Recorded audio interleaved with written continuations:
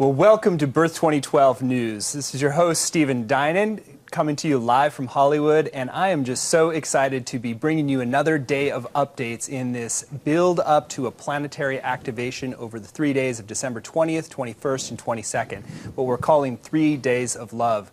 The momentum is really building for this 3 days of love because people recognize that in order to create a new kind of world, a new template, we are going to have to live from our hearts and to build a society that reflects that loving energy with each other. So why not create it in miniature for a few days, celebrate that, put our intentions, and then we can co-create it over the years and decades to come.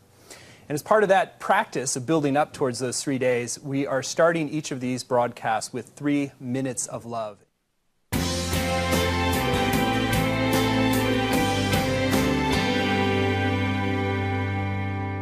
I'm delighted to bring to you one of our 2 guests here today, Barnet Bain, who's one of the co-creators of Cutting Edge Consciousness and the producer of What Dreams May Come, and generally a very cool multidimensional cat. So, thank you for Barnet, inviting me.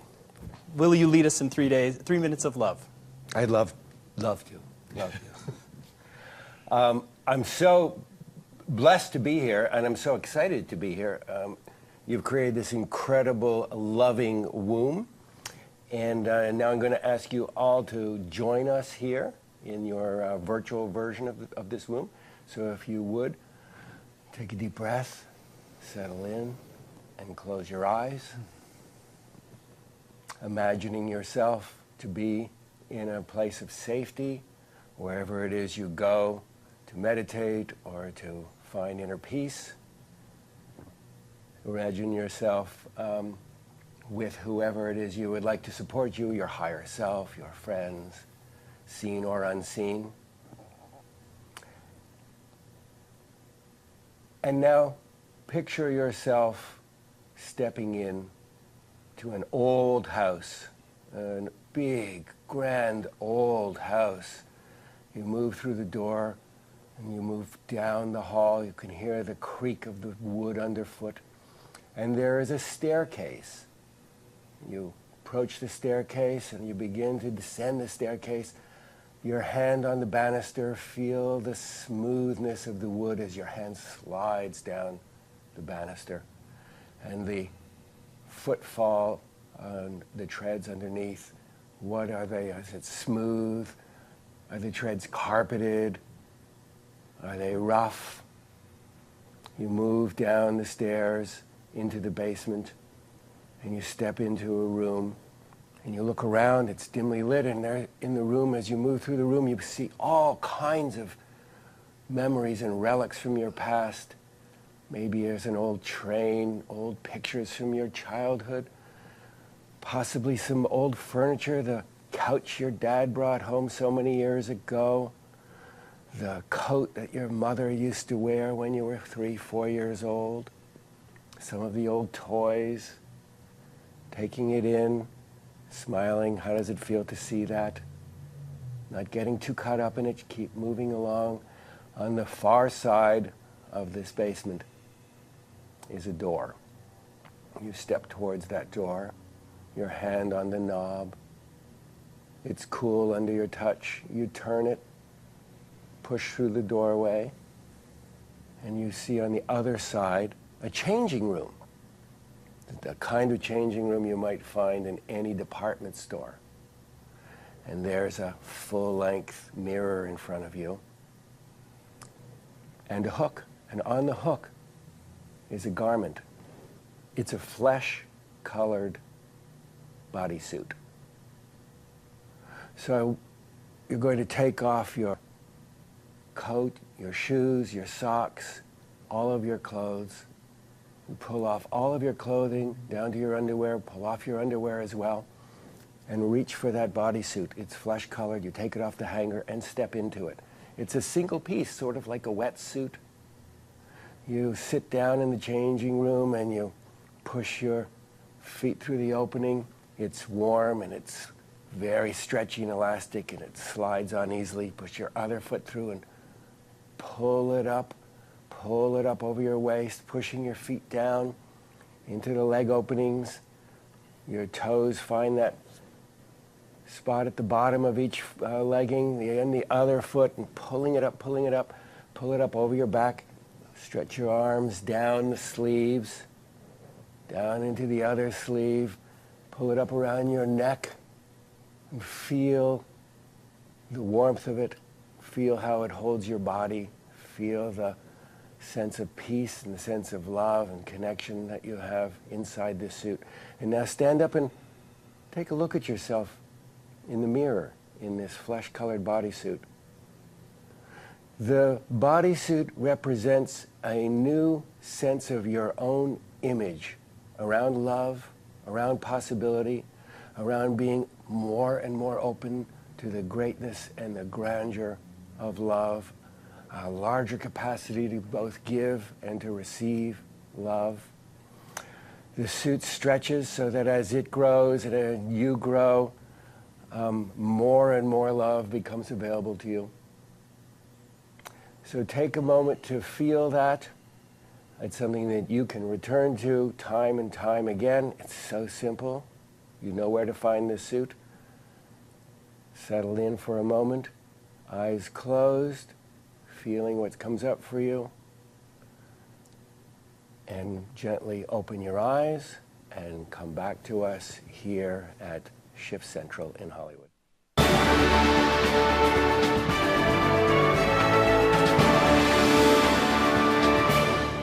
Thank you, Barnet. Thank you so much. I should have known we would start by getting naked with you. That's right. We have a lot of history of a lot of fun events. They are never naked, but there's a lot of swimsuit activity. Well, I want to introduce Freeman Michaels as well, who's your co-partner in the Cutting Edge Consciousness, as well as an author and radio personality. Welcome, Freeman, to Thanks, Birth 2012 News. It's great to be here. Well, I joke about that, about getting naked, but that's a lot of what you guys do in many ways, is getting vulnerable, stripping off the layers of illusion, getting real. It's like all the artifice, the false images that we have, getting real with people and leaning into our growing edge. Through the radio show and just generally in life. And that's actually where evolution happens. So I'd love for you to share. I know you're going to be doing the vision stage with us, and so you've got a kind of an artistry of this leaning into the edge of evolution and kind of exploring that. So Freeman, I'd love for you to share a bit about that, about what you've learned about how evolution happens at the edge. Well, there's a risk involved. I mean, there's something that, it's interesting, this idea of shedding. Often we're shedding armor. We're shedding self-protection. Barnet and I talk a lot about our adaptive personality. It's the self we've developed to get by, to be liked, to, all these ways that we've learned, adapted to learn to get by. And this process of shedding that involves some element of risk. It involves some element of discomfort, right? Mm-hmm. And so our work, when we first started working together over 2.5 years ago, was we want to not just do this as an expression of a radio show. We want to work our process. We want to actually move to our own edge. And we want to take our authors to an edge because it's very easy, and you know this when you do interviews, just to go over talking points, to kind of go for the easy stuff. But we want to make it personal, and we want to take it beyond what people usually talk about. We love those moments when there's something that's, wow, we just discovered something collectively, right? But in order to do that, there's some level of risk. There's some level of vulnerability. You got to show up, right? So that's what we're talking about, really. Mm-hmm. Well, it's beautiful because, as just to update folks out there, what Freeman and Barnet are going to be doing is really helping to orchestrate and do a lot of the interviews on the Vision stage at the main event at Agape that we'll be doing in Los Angeles. And from this, we are going to be distilling some of the most important nuggets that we can put on the global webcast about the activation of this new world. But we're also going to have a huge archive available for people who want to go deeper into each of those areas. And so, Barnet, I'd love for you to share a little bit about what Freeman is reflecting on is like how do we lean into that edge? Because that's what we're doing now as a planet. If we're really saying we're birthing a new era, we have to go into the mystery together. Mm-hmm. Well, one thing we know that where we are going is not going to be a continuation of where we've been. And so Freeman and I have certain hallmarks, and they allow us to have a sense of whether we are on trail or not. And so there are qualities of making a friend of uncertainty. First of all, we're more interested in what we can learn than what we can reaffirm. We are focused on the big picture without losing sight of the current picture. We are interested in moving beyond logic and reason without abandoning logic and reason, but allowing for the complexity that emerges when one doesn't feel that they have to explain everything. For example, I was on a plane yesterday. I woke up late this morning and realized I had to be down in the studio in a little over an hour's time, and I live about an hour and a half from here. And so without holding it too tightly, you don't want to get too tightly into the logic of Christmas traffic and all of this sort of thing. I'm not unpacking the formula for cracking a mystery. On the contrary, I'm sharing the kind of state that we are interested in exploring, that is aware of what is and is not too tightly wound into it. So another quality, another hallmark of uncertainty is is being more interested in where I'm going, more so than where I've been. And then always the qualities of the experience, form. I'm an artist, and so is Freeman, and certainly so are you. We know as artists that form follows function, and I am more interested in the underlying forms of things. Functions of things. Functions of things. Thank you. Yeah, for a little jet lag. We let the form take care of itself. And we do let the form take care of ourselves. The form emerges out of an intimacy with the functions of things. So I'm much more focused now on the underlying functions, qualities of things, and open to the mystery of how it shows up in form. Can I add one thing to that? Yeah, there's a lot of things. Yeah. Well, there's just one little piece that's important too. There's a real joy and delight in the unfolding, in what Barnett's talking about. This whole arrival thing. We never know when we go on this sort of I'm giving up the known in favor of the unknown. We call it the sacred I don't know. It's not a helpless I don't know, but it's I don't know, but I'm really willing to give myself to finding out, to discovering and uncovering, and being discovered by. So we're not just discovering, we're also being discovered by the process. So that's why when we align with these qualities that we want to create and generate, then they unfold in almost magical ways. Truly. Yeah. How do you guys deal with it? Because most people do not live in the joy of the unknown the way we do. Most people like to hang on white knuckle to the reality they've been given. So what if you find, if we have a whole culture that right now is now really probably needing to go through the most accelerated change in history just so that we can turn the corner on a lot of different things? So how do we begin to seed this kind of a philosophy in the culture so people are embracing the unknown in a deeper way? What's happening in the world, and what is epitomized by this event, is that we are coming together as a community. And there is so much power in the telling and in the sharing, because I have been most influenced by the behaviors of others, by the freedoms that have been modeled to me, the permissions that certain exemplary folks in my life have given themselves. The impression that has made on me personally is enormous. The willingness to take risks, the willingness to look beyond what we call hard facts, and the willingness to step beyond the idea that the present is the linear result of the past. All of these things, they're conceptual, but to see them modeled, and to see them modeled in, for example, a community of this scale, an event of this nature. It's awesome. More so than the demarcation of end times, of ancient calendars, and all of that is beautiful. But in real time, we are creating a community to reflect to each other and back to each other a whole new sense of possibility, and these things are incremental, bit by bit by bit. The conditioning 14 billion years of a love affair with straight time, with logic and linear thinking, becomes undone a piece at a time, and life can become more dreamy. What you have pulled off here in terms of visioning and feeding it love and attention to, and inspiring others to participate and to find a place where their gifts and talents are fit, is such a characteristic experience of something emergent, of some new synchronistic co-creative event.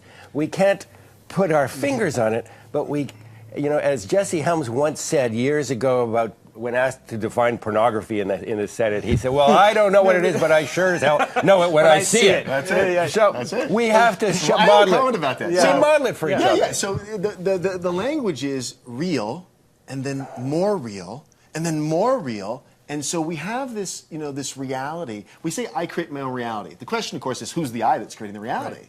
And so, but the realness, it's getting more and more real. Right. It's like, well, that's more real. Right. And the next, even more real moment. Right.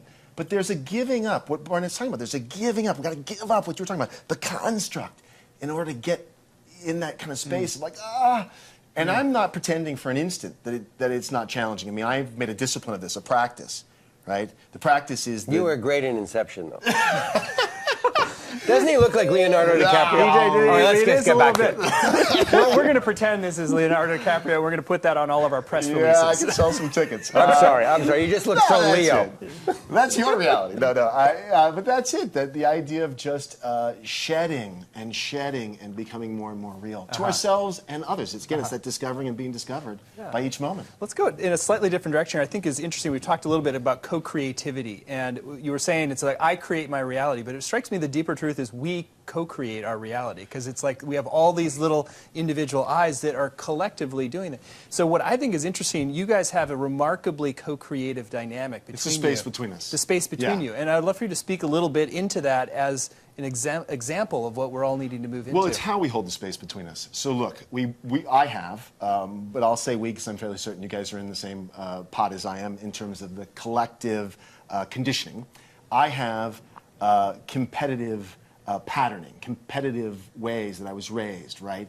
You remember musical chairs as kids? I mean, that's one of the first games you play. And you have to have your butt in the seat before the music ends or you're out, right? So we learned how to, get our butt in the seat. And we learned how to time the music, as it were, right? And so these patterns are really tricky. Because when we talk about co-creating, we talk about collaborating, cooperating, there's a lot of unconscious patterning related to competition. Right.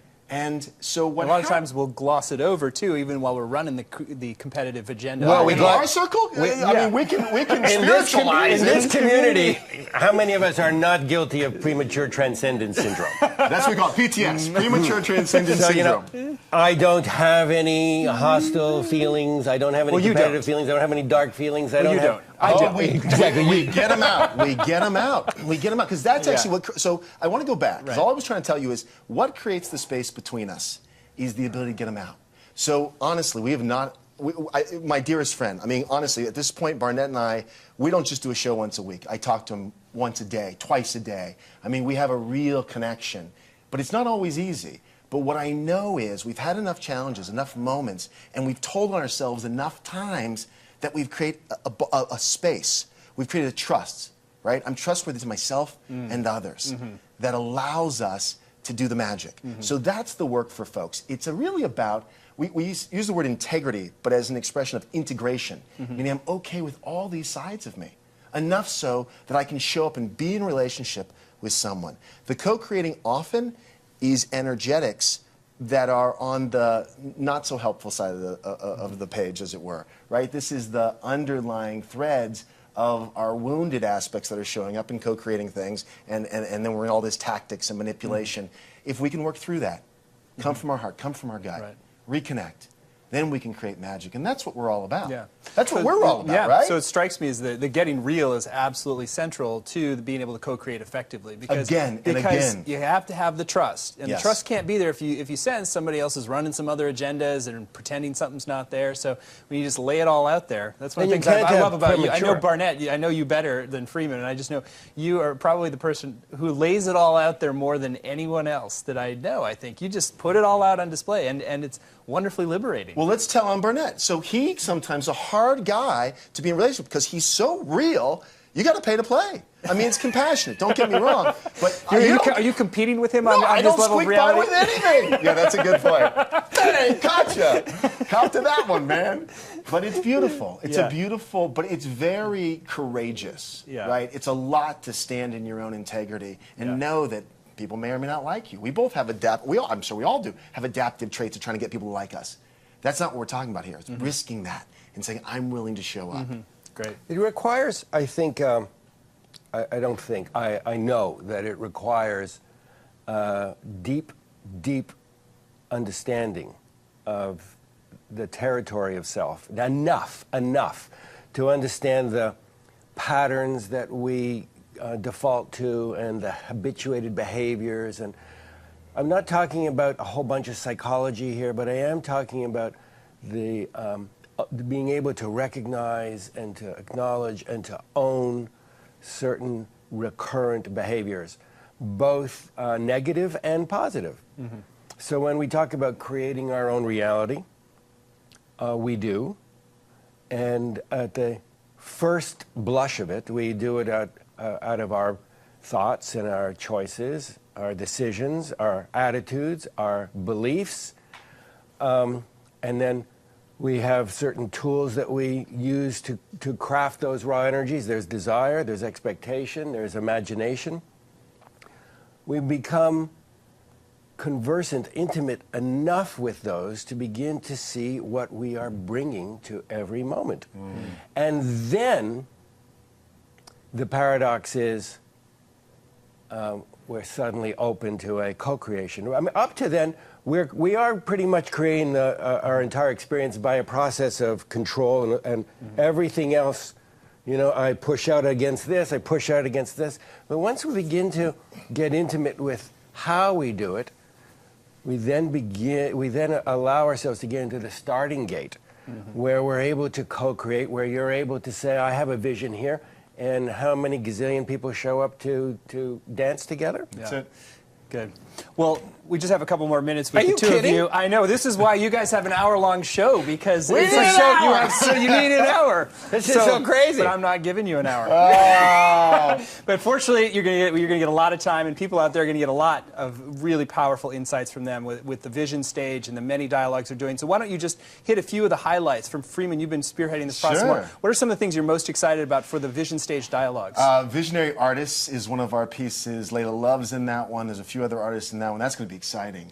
We have Marsha Weeder and Lisa Nichols talking about your dream, how to move your dream and get it really working for you in a kind of vision sense. That's going to be awesome. We're talking about transformational music with Freddie Ravel and Ricky Byers Beckwith. We have Gay and Katie as well. We have Gay and Katie talking about conscious relationships too. Gay and Katie Hendricks. So yeah, I'm excited. I mean, every one of these conversations, when I come to it from my edge, my knowing and not knowing simultaneously, I always leave going, wow, we created in the space something powerful.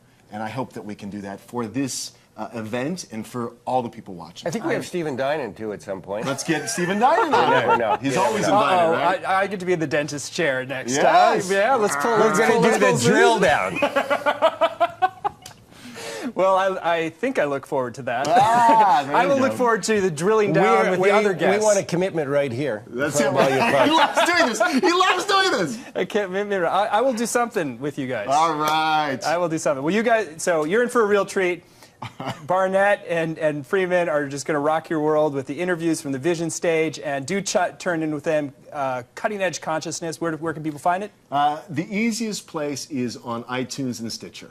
Okay. It's syndicated, so there's lots of places, but instead of trying to tune your radio dial, go to the internet, iTunes, Stitcher, go to your iPhone. Or our podcast on our website. Or cuttingedgeconsciousness.com. Or our Facebook page. We like you to like You guys us. are all over the place. It's hard, We it's like hard to to get be away liked. from you, it seems like. Please Jesus. like us. All right, well, you guys are a total treasure to be around. Super fun, and I look forward to making magic with you the next week. So Give me a thank little you. love, brother. All right, all right. Thank you.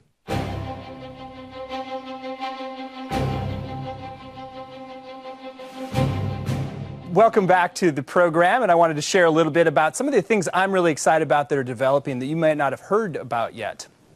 One of those things is called the Declaration of Interdependence. Ashok Gangadine, who's a philosophy professor at Haverford College, took it upon himself to spearhead an initiative to create a new Declaration of Interdependence as an expression of this turning point moment. Since we're transitioning, in my view, from an era that has been built upon our separation into one that's based upon our unity, that also means we're transitioning from an era of nation states and tribes into one that's really about one planet and one set of, we're just all global citizens within that planet. So a Declaration of Interdependence is the next octave from a Declaration of Independence, which creates the separate self that is autonomous, and we needed that. That was important. But now, too much independence can lead to everybody squabbling and destroying our planet, so interdependence is the name of the game moving forward. So Ashok has spearheaded this process, crafting a really cool Declaration of Interdependence. It's going to be signed in Philadelphia, symbolically linking it with the signing of the Declaration of Independence, and then it's going to be brought to New York and presented at a ceremony with hopefully delegates from the United Nations and other places in New York, just outside of New York City at the Wainwright House. So there'll be some pomp and circumstance around that. And I think it's just a really cool symbolic moment that we want to mark, to have the commitment to global citizenship be a foundation of what we're moving into and marking this birth moment for a new era. So that's one really cool thing I wanted to let you know about. Another thing is just we haven't talked a lot about Australia. Australia, the Uplift 2012 festival from Byron Bay is the kickoff for the 3 Days of Love. Barbara Marks Hubbard, who's our visionary midwife, who's been really in the forefront speaking about this movement, she got the inner sense that she needed to be at Byron Bay, where they're really co-creating a field of love in a very warm, welcoming, more tropical kind of environment. It's summer down there, so they're kind of opening this community feeling of love space together. And what they're going to be doing is launching a theater of our birth. So with a theater of our birth is basically telling the grand story, the meta-narrative of the whole arc of evolution to present-day time, 14 billion years. And this precise moment, the whole story of humanity and the unfolding of consciousness, the evolution of a new kind of humanity. And she's going to be doing that with dancers and beautiful music and high production value and videos from leaders from different sectors. So she's really going to be telling the big story that provides the context around this. It's going to air on Birth 2012 TV, 9 p.m. Pacific time. No, it's not the greatest time for the East Coast, but that's what it is because of Byron Bay on the 19th, actually. So 9 p.m. on the 19th. I want you to tune in for this because it's going to be a really important moment. We will be able to re-air it later. We don't have the time yet for that, but it sets the bigger context because as Barnet, when I was talking with Barnet Bain about the larger narrative, if you will, of the birth, we really recognize there needs to be a storyline, that we are not just piecing together a bunch of different things from all over the planet. There's a narrative arc that we're going from, transitioning from one phase of our existence into another. Just as in indigenous cultures, there are rituals and rites of passage that mark this transition. So the beginning of the arc happens from Byron Bay. It will continue through the 3 Days of Love, culminating with the ritual at Agape. So it creates a legitimate birthing ritual. And we've been playing with the metaphor of having contractions parallel expansions. So we're calling the waves of unity are the expansions that lead into the birth process rather than the contractions. So there's a lot of richness on hand, so I encourage you to tune in 9 p.m. when we go live with our first broadcast from Byron Bay and really get the big picture and start to mobilize your friends around that. So as we enter into the 20th and the 21st and the 22nd, we're ready to create magic. Thanks for joining us.